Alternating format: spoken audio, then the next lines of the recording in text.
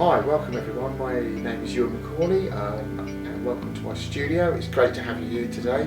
It's a pleasure to be showing you around my studio and what I paint and what inspires me and who I am as an artist. So yeah, welcome. Ewen Macaulay painting is often large, quite a large canvas. I hand make the canvases. I work fast on a canvas, so I paint very quickly. I try to kind of have a lot of movement and a lot of energy into it. My palette is colourful and vibrant, so you'll see lots of different colours in there. You know, it'll be hopefully a striking piece of work. Subject matters that I try and choose when I'm kind of honing it down. I try and pick something and work with something that is gonna, the end result is gonna look original and different, really, so that it is pleasurable. Like people see it on the wall and they're like, wow, I love that painting. I often probably change the colours up a bit, and you'll see more blues and purples and mauves in the sky that might not necessarily be there. Maybe I just have a bit more of a kind of colourful outlook on life, I don't know, but yeah, it's form of expression, I suppose, isn't it? It's how you see something, isn't it? My work is hopefully it's quite striking and colourful and full of life.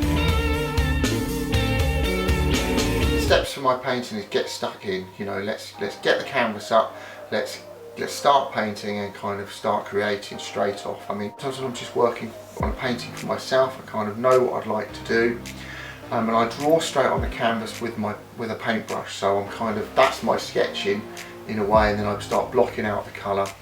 And then I kind of move quite quickly with, you know, paint splats and paint running down the canvas, and I build up the layers.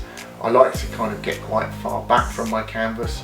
I find that really does help you kind of have an eye that you've kind of got everything in proportion and everything's balancing out quite well. I've got a selection of like old toothbrushes and different hard bristle brushes that I use to splash paint on, and I sometimes do it really finely and it becomes a little bit like spray paint.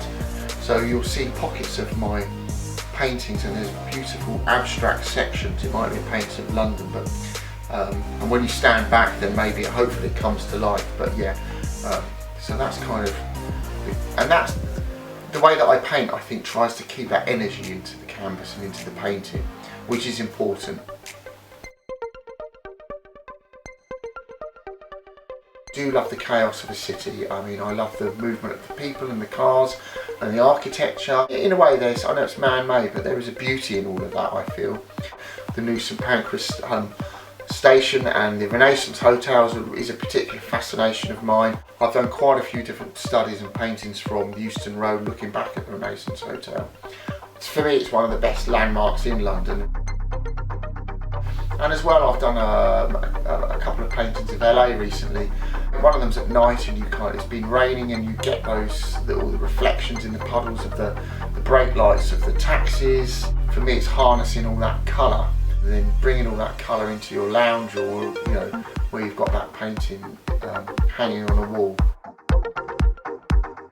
Animals, wildlife, I suppose, is always a great source of inspiration for me. A recent solo exhibition that I had, people that come to visit the gallery, you know, they were really caught by the eyes on the primates and the gorillas, and they said some really great things about it. It draws you in. You know, in a way, it's a bit of a privilege, isn't it, to be able to paint these beautiful, majestic, magnificent creatures.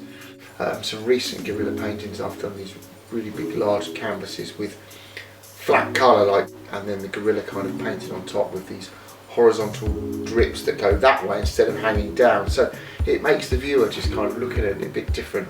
So I've taken the gorilla out of its natural environment and just trying to give it a bit of a modern twist, I suppose, a bit more of a contemporary feel. Living here in Seabrook is great, really. I mean, it's a great source of inspiration with the sea. I've got 2 working cocker spaniels, and we're always down the beach. It kind of it inspires me for some of my work. I've been doing a series of paintings based and influenced around surfing. There's loads of great footage that you can look at and find it fascinating, the way that the waves kind of, they're big barrels and they kind of curl over, and the light changes as the wave gets bigger and the wave gets thinner at the top before it kind of breaks onto the beach. it's always about developing your skills, I think, as an artist. So tackling new subjects like painting waves and water. Commissions are great because you've got a client comes to you who's obviously seen your work and they really like your work, so that's kind of really pleasing in itself. And the fact that they have thought about something that might be kind of quite close to them, or as a lovely personal gift for someone else that they care about, and they want you to create something for them in your style, I think it's a really lovely thing. I've done some really great commissions over the years with clients that come to you and they've got an idea. They push you with subject matters that you might not necessarily do, so they're kind of challenging you and pushing you to develop and do different things. And sometimes you might think, oh, I don't know, but you should grab it and go for it. That's what I say. So hopefully that gives you a little insight into me as an artist, the type of subjects and the paintings that I tackle. It's been a real pleasure showing you around my studio. So yeah, thanks very much.